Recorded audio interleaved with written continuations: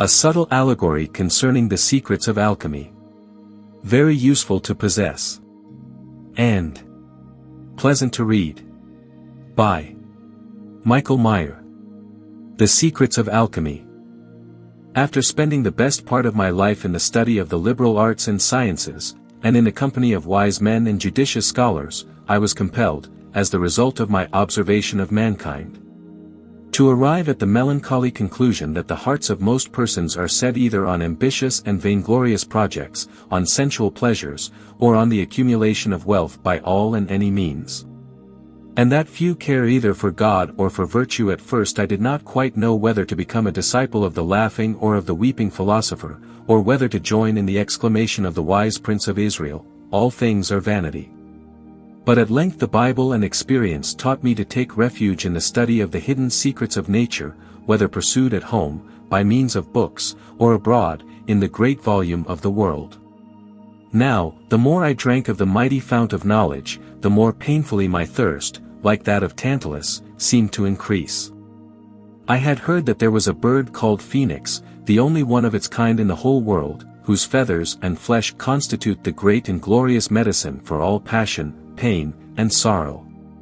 Which also Helena, after her return from Troy, had presented in the form of a draught to Telemachus, who thereupon had forgotten all his sorrows and troubles.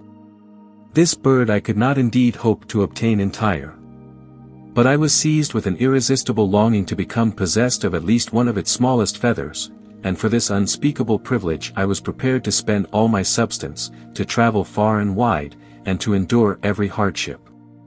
There was, of course, much to discourage me. Some people denied the very existence of this bird, others laughed at my faith in its wonder-working properties. I was thus brought for a time to regard all that Tacitus, Pliny, and all other writers have said as fabulous, and to doubt whether, after all, the different narcotics and opiates were not a better remedy for anger and sorrow than the supposed virtues of the Phœnix. Moreover, I had heard of the simple method of curing these mental ailments suggested by a certain wise man to Augustus, whom he bade run through the 24 letters before saying anything whenever he was angry. And this suggestion appeared to supersede all other remedies. I had also read the books of those moral philosophers who undertake to prescribe an effective remedy for every disease of the mind. But after giving all these boasted specifics a fair trial, I found, to my dismay, that they were of little practical use. In many cases, the causes of mental maladies appeared to be material, and to consist in an excess or defect of the bile, or of some other bodily substance. In all these cases a medical treatment seemed to be indicated. Whence Galen, that prince among physicians, was led to believe that character depends on temperaments of the body. As a soldier may lose all his bravery and strength by being starved and confined in a close prison, so even a good person may yield to anger, simply through some vicious habit of body. This opinion is most reasonable in itself, and is borne out, amongst other things, by the testimony which is given by Arnold of Villanova.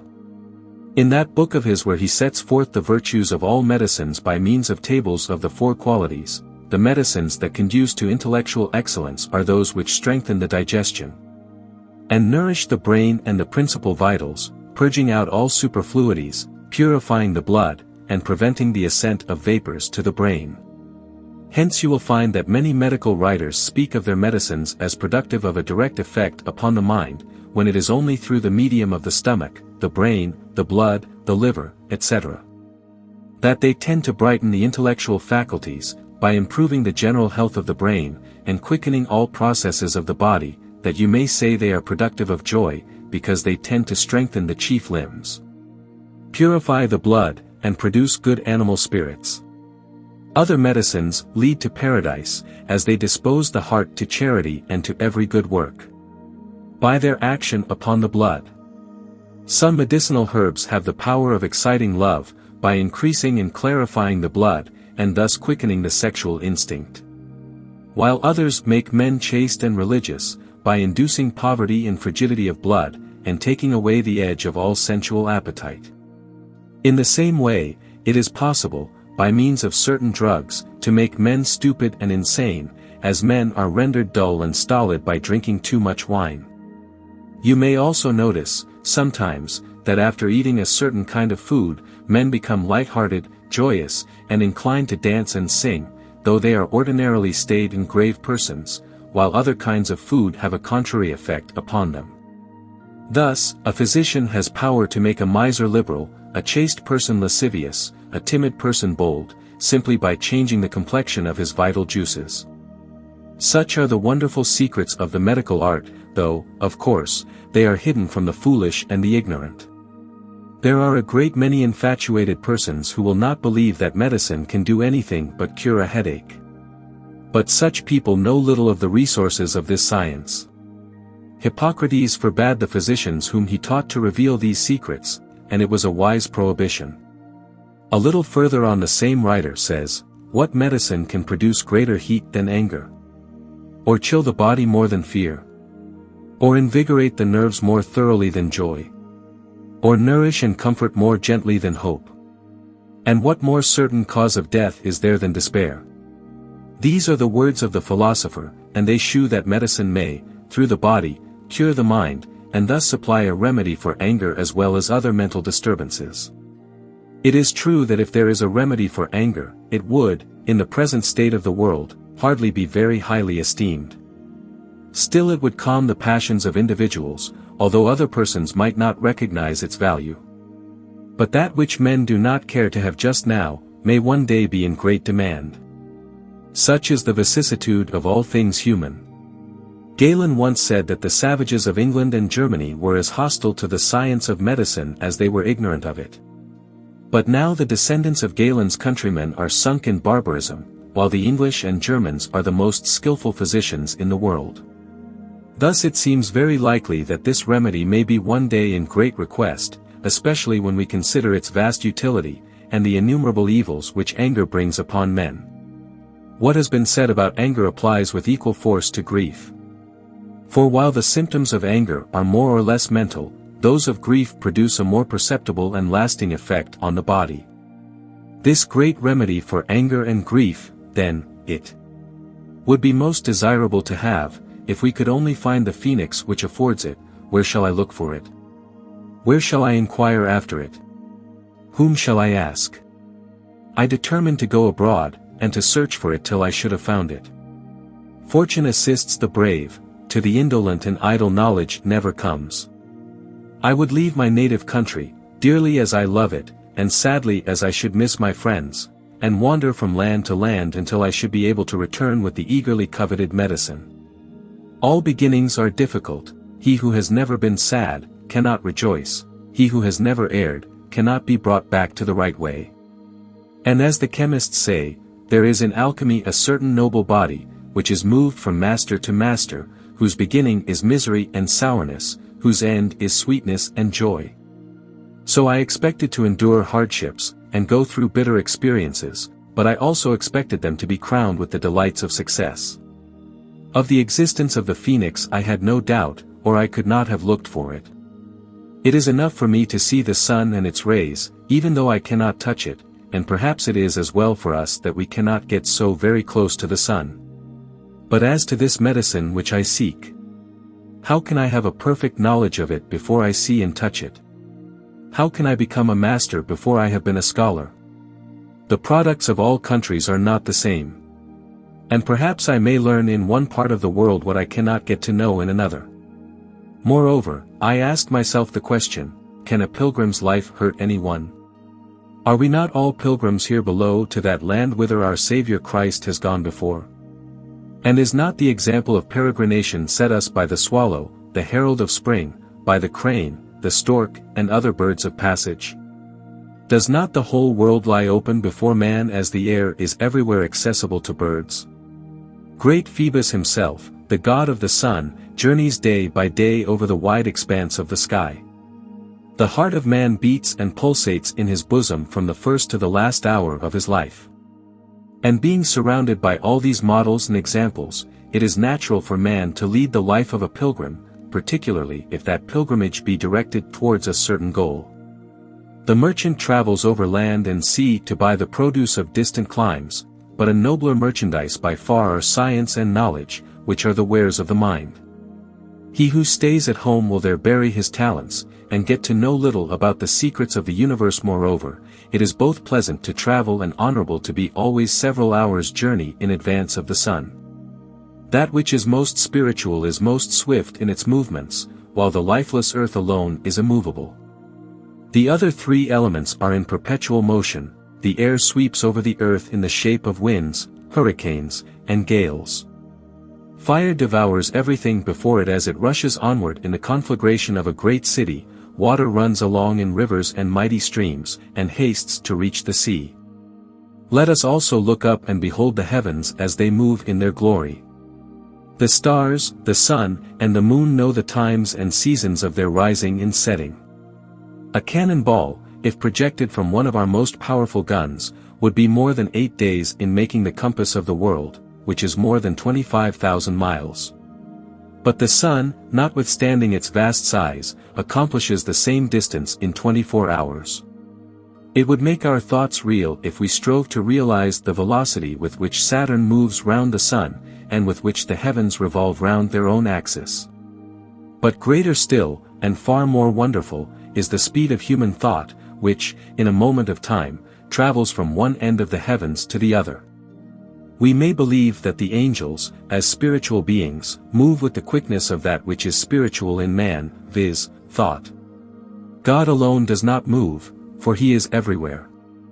For all these reasons, I conceive that it would be both interesting, pleasant, honorable, and eminently profitable for me to follow the example of the whole world, and to undertake a pilgrimage for the purpose of discovering this wonderful bird Phœnix. I therefore braced myself for a long journey, determining to travel first, through all the countries of Europe, then, if necessary, to America, thence to Asia, and at last to pass on to Africa. If, after carefully searching for the Phœnix in all these parts of the world, I did not succeed in finding it or hearing of it, I might reasonably give up all hopes of ever setting eyes thereon. The plan of my journey was determined by the relative quality of the elements which the different parts of the world represent, i.e., Europe stands for earth, America for water, Asia for air, and Africa for fire. And earth cannot become air except through the medium of water, nor can water become fire except through the medium of air. I determined, then, to go first to Europe, which represents the grossest, and last to Africa, which represents the most subtle element. But my reasons will be set forth more clearly as I come to speak of the different parts of the world. Europe, Earth. I left my native town on the day of the vernal equinox, when the moon and sun were both in the sign of Aries, with the intention of first traveling through Europe, and to inquire everywhere after the Phœnix. I took Europe to represent the element Earth, because Earth forms the foundation of all the other elements, and stands out above the water, so Europe is the mother of the whole world, and though smaller than other continents, is vastly superior to them through the courage, energy, and mental strength of its inhabitants. Some say that 1 handful of earth gives 10 handfuls of water, 100 handfuls of air, and 1,000 handfuls of fire, and this is the relative importance of the different continents, if Europe answers to Earth.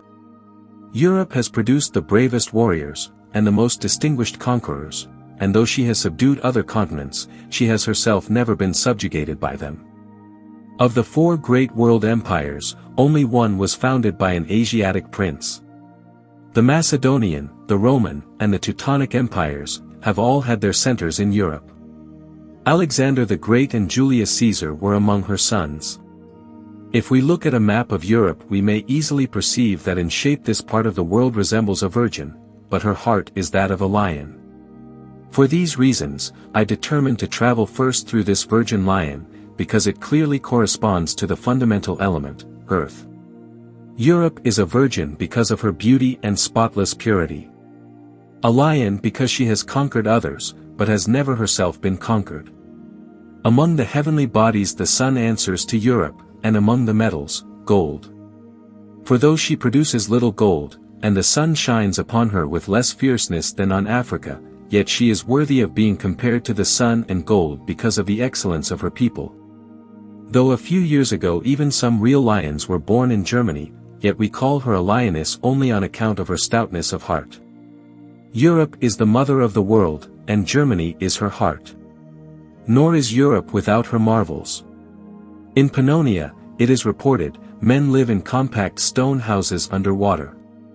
The hot springs of Carlsbad, it is said, are hardened into stones.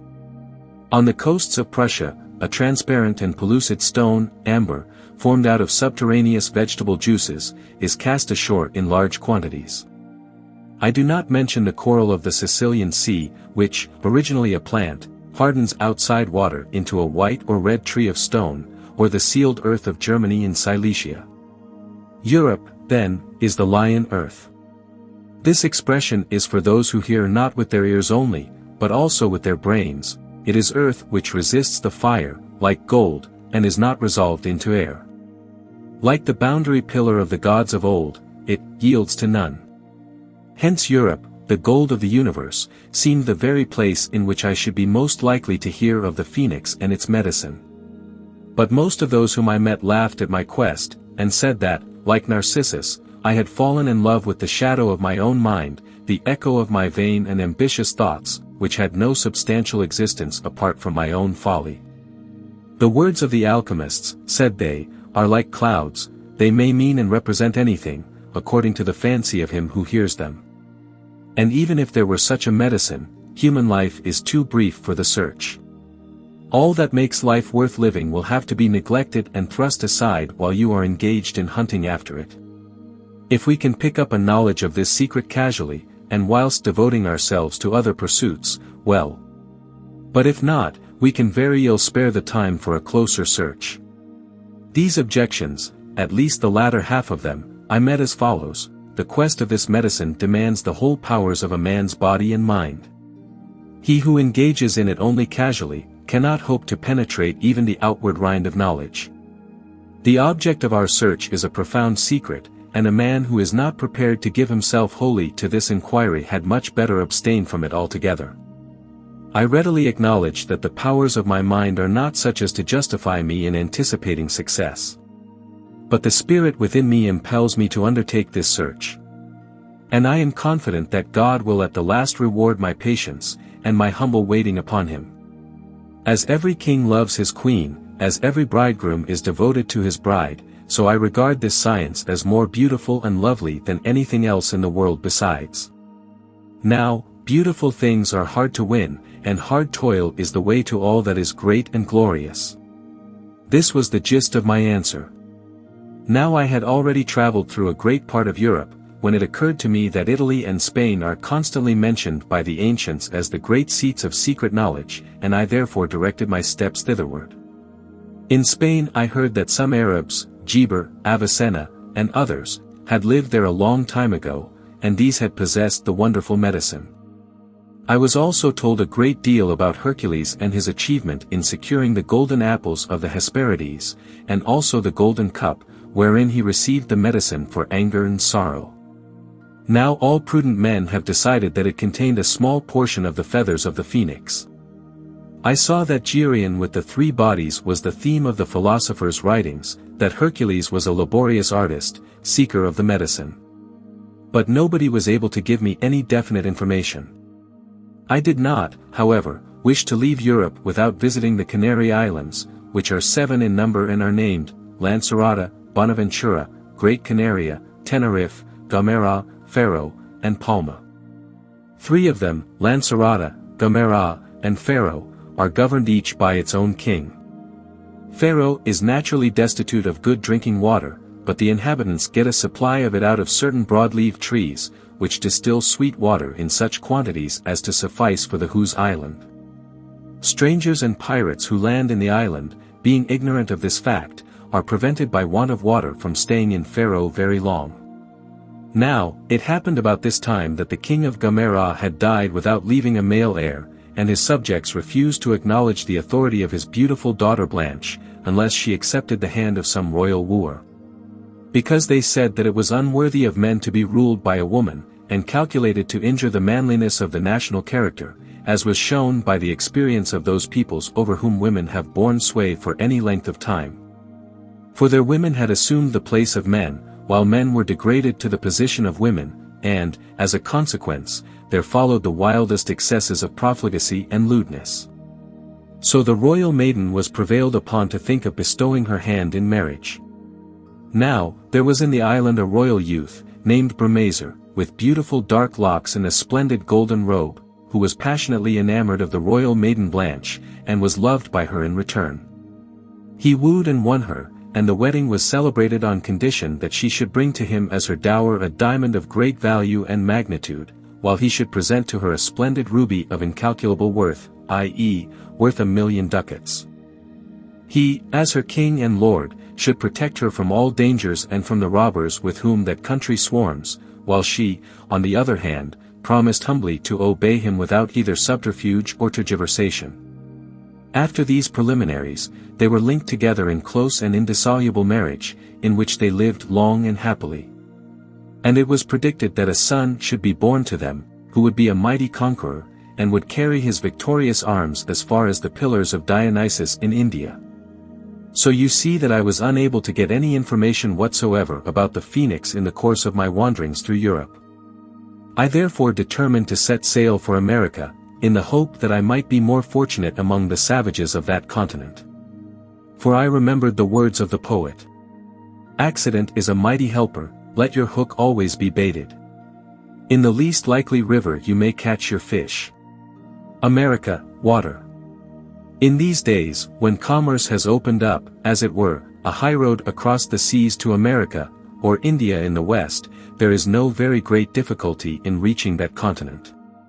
But far different were the circumstances under which it was first discovered. After leaving the Islands of the Blessed, I became a passenger on board of a ship which had an eagle for its figurehead. And, after weathering many severe gales and hurricanes, we at length landed in Brazil, a great province of America, entirely covered with forests. The surface of the country is only dotted here and there with the homestead of a settler. There are few towns, and the inhabitants are sunk in ignorance, and unskilled in the arts of civilization. How, then, could I hope to hear anything about the Phœnix among people who could hardly read or write? Yet there are in this country many rare and beautiful birds which are not found elsewhere, though, of course, the Phœnix, being a miraculous bird, must not be sought among common fowls. The trees of the land are of a rich color and sweet fragrance. And one day when I was enjoying the wild beauty of the forest, and listening to the natural music of the birds, I happened to find an apple of unusual and exquisite beauty, which on a closer view exhibited the following inscription.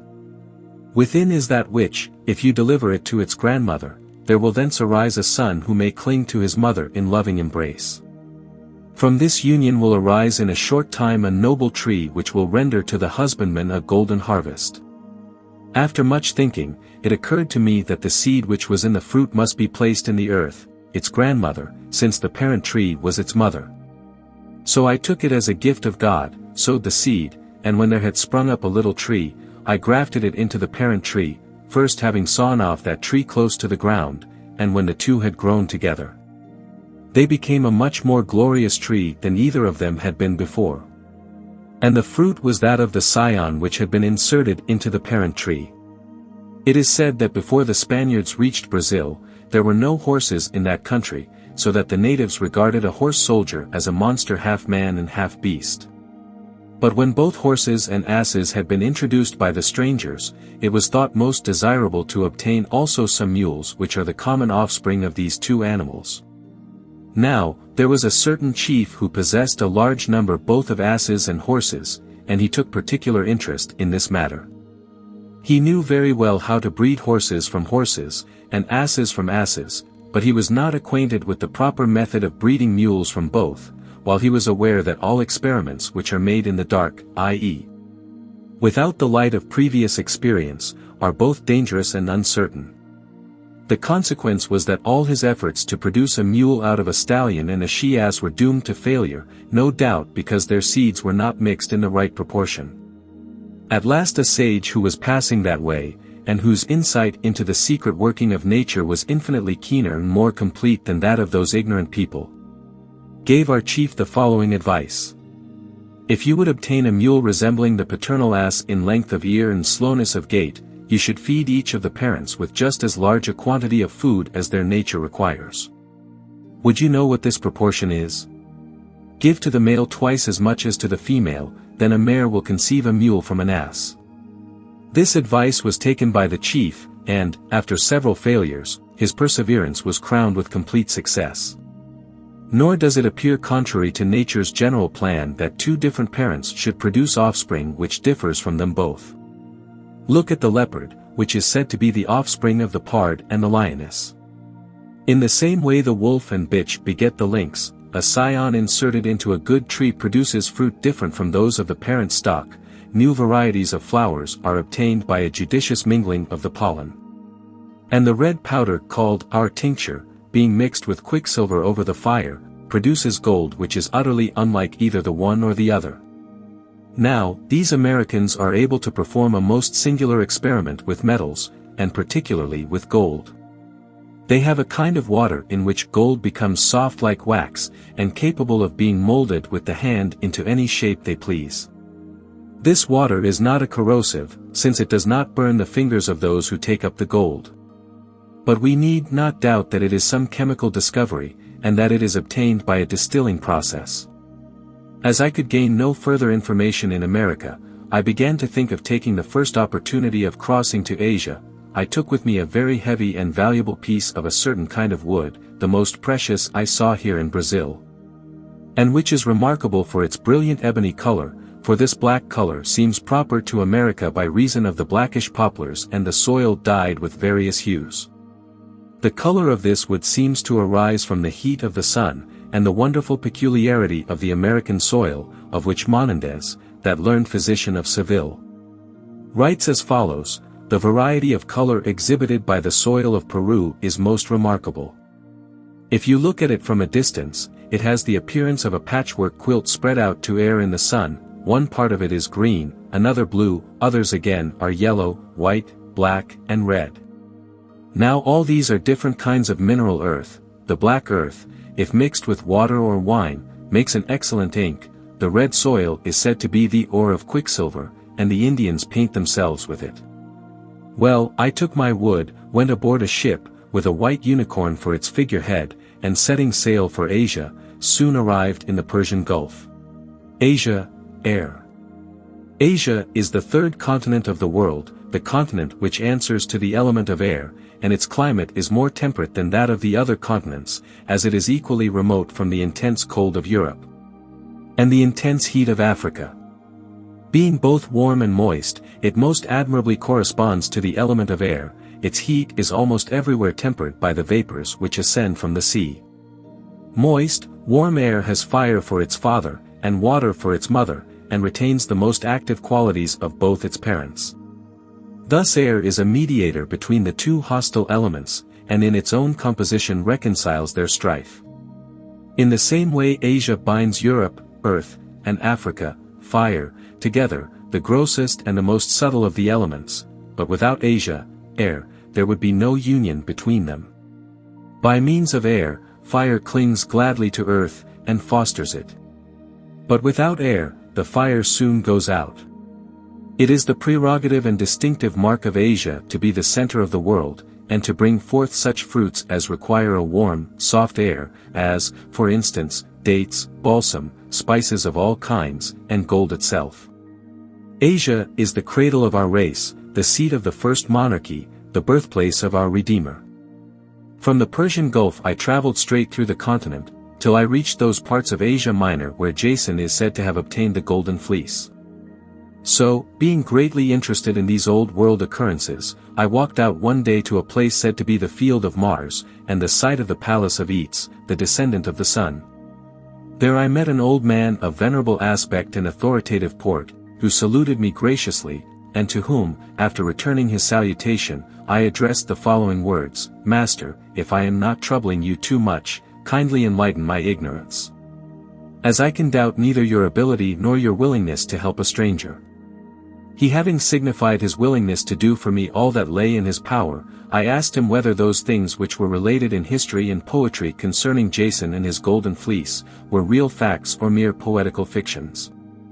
He smiled, and made the following reply to my question: "I myself am Jason, and better able than anyone else to give you information concerning those things which have happened to myself. You need not be afraid, for during my lifetime I was no man's enemy, but succored all, like a good physician, and now that I no longer belong to this world, I am still as kindly disposed towards my mortal brethren. On this spot stood the royal seat of my father-in-law, Eats, whose father was the sun, not, indeed, that heavenly luminary, which would be incredible, but one likest to him in name, and face, and dignity. The golden fleece of the ram, which Mercury had transmuted, and which Eats had hung in the grove of Mars, I obtained in the following manner. Medea was my chief adviser. And she enabled me by her wise counsel to contend successfully against the fierce and venomous monsters. The watchful dragon I stupefied with a narcotic, which I cast into his maw, and while he was in that helpless state, I hastened to extract his teeth. These had to be buried in earth first prepared and ploughed up by means of bulls vomiting fire, which fire was extinguished by water poured into their mouths. Then Medea gave me the images of the sun and moon, without which, she said, nothing could be done. I asked where I should find all these things. His answer was that he obtained them Medea, but he could not tell me where she was to be found. When she left me in her madness, he said, she was wedded to old Aegeus, to whom she bore Medas. Medas afterwards went to Asia, and became the founder of the Median race. I wished to ask Jason many more questions, but he excused himself from answering them, and vanished before my eyes. Then I saw that he had been speaking of the medicine of which I was in search, which also he had shadowed out under the figure of the golden fleece. For the crest of the Phœnix and its feathers are described by the learned as exhibiting a golden splendor. I did not indeed meet with many learned men in Asia. But I was well satisfied to have explored that blessed aerial earth, especially as Syria and the Holy Land, with their rivers of Adonis and Jordan, in which the leper Naaman was cleansed, form part of it. In Syria, it is related that Adonis was killed by a boar, hounded on by Mars, and that from his wounds there flowed forth that balm by means of which human bodies are preserved from decomposition. On this continent stood the Holy of Holies, into which our most high priest entered when he had made atonement for the sins of the whole race on the cross of Calvary. To him let us now utter forth the most ardent desires of our hearts in the following prayer. O great and merciful Saviour of the world, Jesus Christ, who being God from all eternity, next madest man in time, in order that, as our mediator, thou mightest unite God and man, by satisfying the eternal and infinite power of God which human sin had provoked to wrath, that is to say, thyself, the Father, and the Holy Spirit. For this purpose thou wast born into this world and didst go about doing good among men, and didst sanctify this earth by thy miracles, passion, resurrection, and ascension. To thee I pray from the very bottom of my heart that as thou hast given this medicine for the use of men by ordinary means, and meanwhile hast thyself cured incurable diseases by thy divine power, who art the great physician, so thou wouldst bestow the gift of this most precious medicine upon me, the very humblest of thy servants, who for the sake of this most blessed knowledge have taken upon myself so weary a pilgrimage, and so many toils and hardships, as thou well knowest, in order that I may use it to the glory of thy name, and for the relief of my suffering brethren. Thou who art a searcher of hearts, knowest that I despise all worldly pomp, and desire to consecrate my life to thee.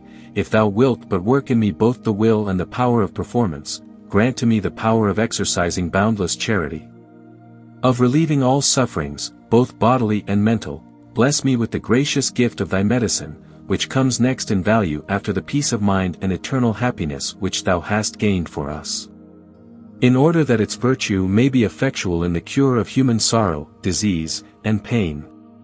To the everlasting praise of the ever-blessed Trinity, world without end, Amen. When I had poured forth this prayer to the giver of all good things, I remembered that besides the land which once flowed with milk and honey, but now, under Turkish rule, has become utterly barren and sterile, there was also in Asia, paradise, which was created for man while he was still perfect. Knowing that this blessed garden was situated near Babylon, I journeyed to the spot, but found nothing except a confluence of certain rivers. Thence I traveled to the maritime parts of India, and found a city, called Ormuz, of which there ran a proverb, that if the world was a ring, Ormuz would be its gem. In this city there was a great concourse of eager visitors from the whole neighborhood, and when I asked one of them whither he was hastening, he said, "To the terrestrial paradise." "What," said I, "was I unable to find the ancient Garden of Eden, and do these people speak of a new paradise?" But the man left me standing there, and pursued his journey as fast as he could. While I was considering whether I should follow him, it occurred to me that I should do well to adopt the plan of Columbus, the discoverer of America.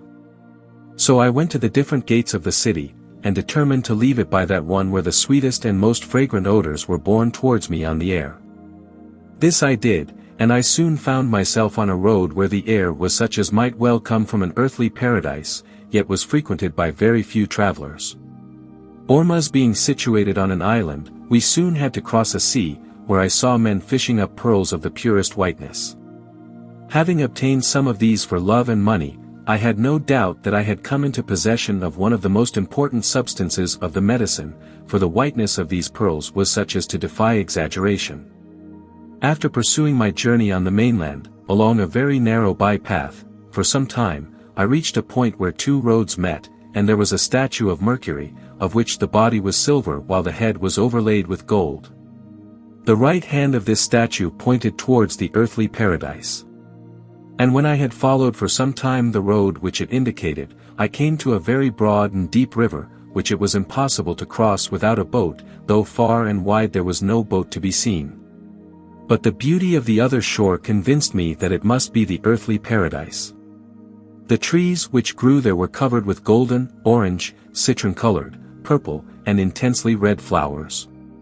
There were evergreen laurels, junipers, box trees, and great store of blossoms of all colors and of the sweetest fragrance, sunflowers, amaranths, lilies, roses, hyacinths, and the ear was charmed with the songs and cries of nightingales, cuckoos, parrots, larks, thrushes, and hundreds of other known and unknown birds, nor was there wanting the sweet music of instruments and sweet-toned organs.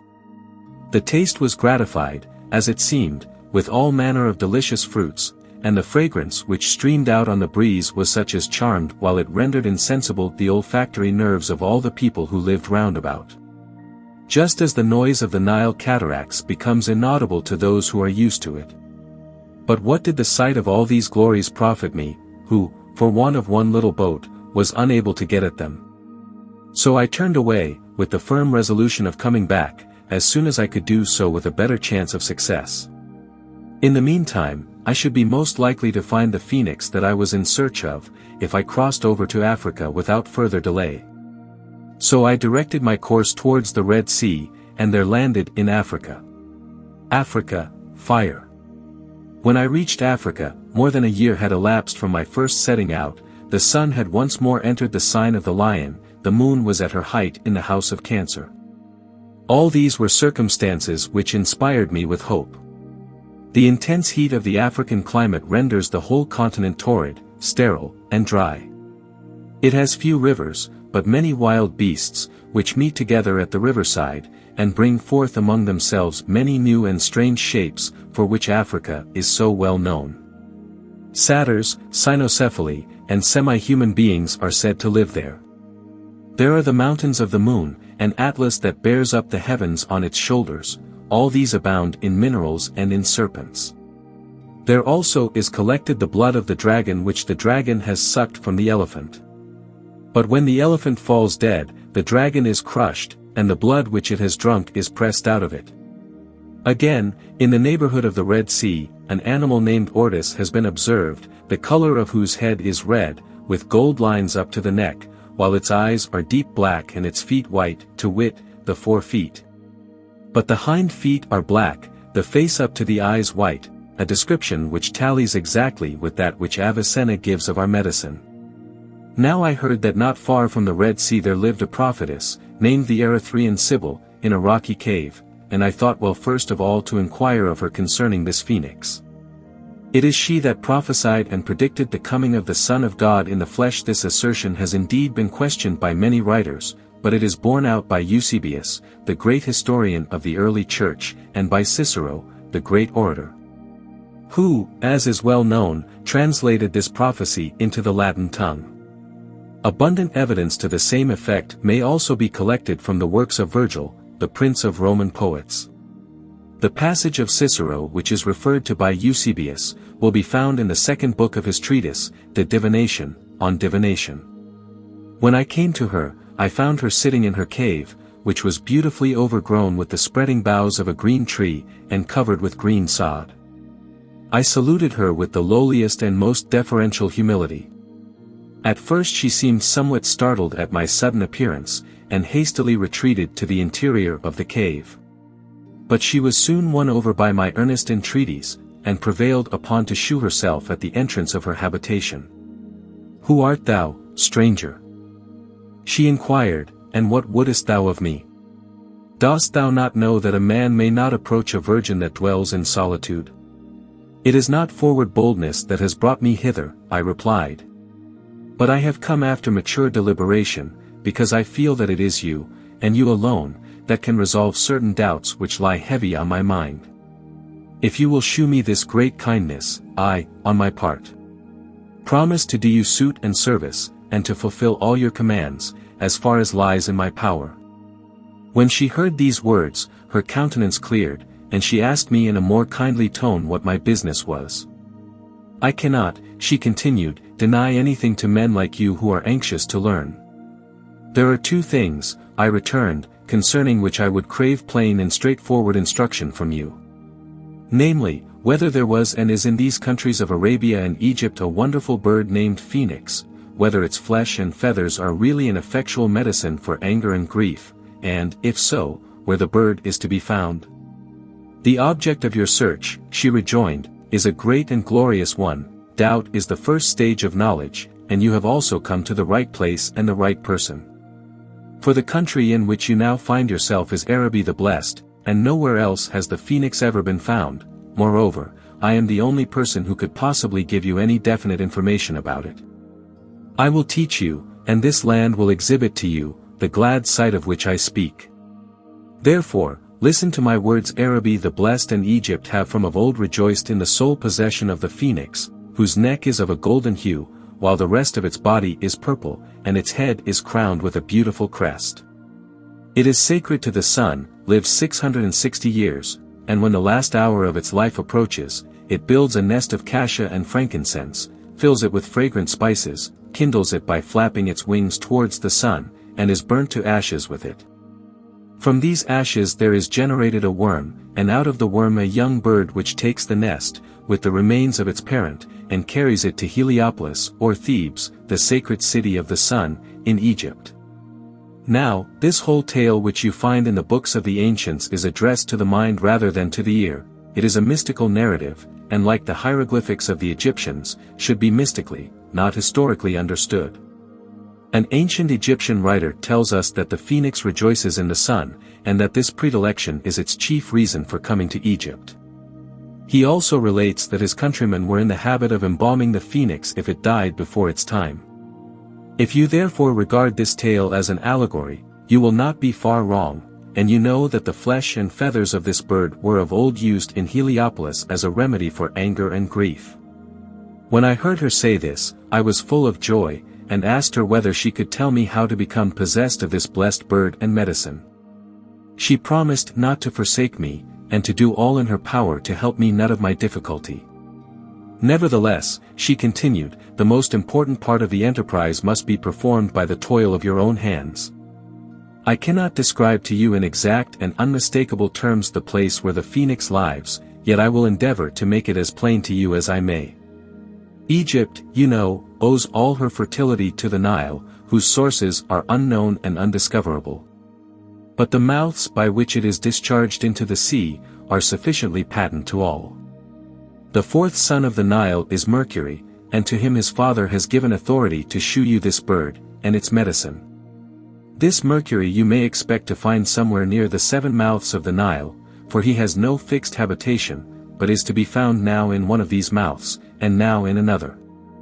I thanked the virgin prophetess most cordially for her gracious information, and at once set my face towards the mouths of the Nile, which are 7, the Canopic, the Balbitic, the Sebennytic, the Pelusian, the Tanitic, the Phoenitic, and the Mendesic. The way to the Canopic mouth led me through an ancient Christian burial ground, where a most miraculous occurrence is witnessed every year on a certain day in May. From dawn to noon on that day the dead bodies gradually rise from their graves until they are completely visible to the passers-by, and from noon to sunset they gradually sink back again into their tombs.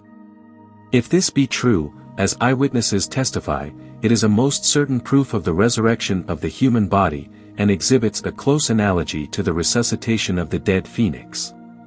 When I reached the island of Canopus, I inquired where Mercury was to be found. But the people were only hopelessly puzzled by my questions. Some said that, according to Hermes, Egypt exhibits an image of the heavens, and the 7 mouths of the Nile, of which the Canopic is the most considerable, correspond to the 7 planets. The Canopic mouth they called the habitation of Saturn, the grandfather of Mercury. Mercury was to be found domiciled in some other mouth of the river. At the Balbitic mouth none of those persons of whom I inquired knew anything about Mercury. Near the 3rd or Sebennytic mouth stood the city of Sybenes, of which the inhabitants were so savage and cruel toward strangers, and so utterly destitute of all the arts and graces of civilization, that I could not conceive of Mercury, the god of culture and science, living in their midst. Moreover, a certain peasant whom I asked whether Mercury's house was there, told me that he had a house in the town but that he never lived there. So I at once went on to the 4th or Pelusian mouth of the Nile. The famous city of Pelusium is said to have been founded by Peleus, the father of Achilles. It separates Asia and Arabia from Egypt, and was at one time a most wealthy town. When I heard of its greatness in commerce and industry, and of the large quantities of Arabian gold which are imported in this city, one of the wealthiest marts of Egypt, I felt assured that I should find the dwelling of Mercury here. But I was told by the inhabitants that he did not come there very often, though he was received as a most welcome guest whenever he did visit it. This answer filled me with dismay, which was in proportion to the hopes which I had conceived, but I determined not to abandon my search till I should have visited the 3 remaining mouths of the river. At the Tannitic mouth of the Nile, I learned quite as much as I had learned everywhere else, namely, nothing. When the people who lived there told me that Mercury never came to them at all, I began to bewail my hapless fate, and the many fruitless journeys I had undertaken, and I now saw that perhaps it would have been wiser to have begun at the other end. There, however, I was, only 2 mouths of the river were left, and in one of these Mercury would be found, if indeed the prophetess had spoken true. At the Phœnix mouth another disappointment awaited me.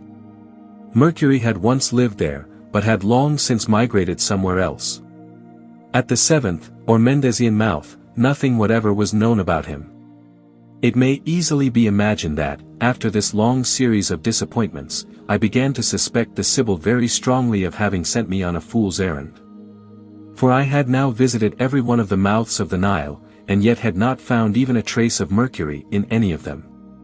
Or if the words of the prophetess had been true, it seemed as if the various people of whom I had inquired must have deceived me with false information. But after more mature consideration of the answers which had been returned to my questions in the different places, I arrived at the conclusion that I had merely misapprehended their meaning. So I retraced my steps, and at length succeeded in finding Mercury in one of the mouths, where the people had at first appeared to know nothing about him. He sheaved me at great length, where I must look for the Phœnix and where I could obtain possession of it. When I reached the place to which he directed me, I found that the Phœnix had temporarily deserted it, having chanced to be chosen umpire between the owl and other birds which pursue it, of which battle we have treated otherwise. It was expected back in a few weeks, but, as I could not afford to wait so long just then, I thought I might be content with the information I had gained, and determined to consummate my search at some future time. So, having returned to my native land, I composed the following epigrams in honor of the Sibyl, Mercury, the Phœnix, and the medicine. Epigram. In honor of the Erythræan Sibyl, named Herophyle. I thank thee, great prophetess, whose inspiration is not of the fiend, but of the Spirit of God, that thou didst direct me on my way to the son of Nilus, who should shew unto me the bird Phœnix. Full of sacred knowledge, thou didst utter forth thy oracles when thou didst sing of God who should come in the fashion of a man. Thou dost love him who, bearing the sentences of highest justice, will be the omnipotent judge of the whole world, though thou wert called a Gentile maiden, and though men said that thou couldst know nothing of him. The cave near the Red Sea cannot hold thy greatness, when Christ shall claim thee for his own in heaven. Epigram. Dedicated to Mercury of the sages. The Latins call thee Mercury, the messenger of the gods. Among the Greeks thy name is that of great Hermes. Thou art called Tentheus on the soil of Egypt, thy father is Nilus, who enriches that soil, and has bequeathed unto thee untold wealth. Thou hast duly conveyed to the peoples of Egypt the laws which Vulcan, being in the secret with thee, has given. All nations of the world behold thee with delight, yet thou desirest to be known to very few.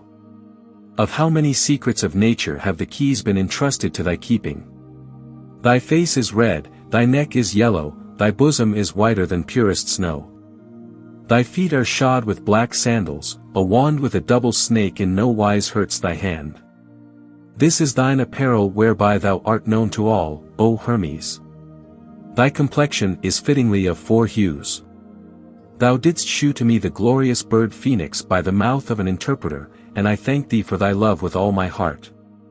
Though the words be light, they are weighty with gratitude. An epigram. In praise of the Phœnix. O marvel of the world, prodigy without a blot, unique Phœnix who givest thyself to the great sages. Thy feathers are red, and golden the hues of thy neck, thy nest is built of cassia and Sabaean frankincense. When thy life is drawing to a close, thou knowest the secret way of nature by which thou art restored to a new existence. Hence thou gladly placest thyself on the altar of Thebes, in order that Vulcan may give thee a new body. The golden glory of thy feathers is called the medicine of health, and the cure of human woe. Thou hast power to cast out disease and to make the old young again. Thee, blessed bird, I would rather have than all the wealth of the world, and the knowledge of thee was a delight which I sought for many years. Thou art hidden in the retreat of thine own nest, and if Pliny writes that he saw thee in Rome, he does greatly err. Thou art safe in thy home, unless some foolish boy disturb thee.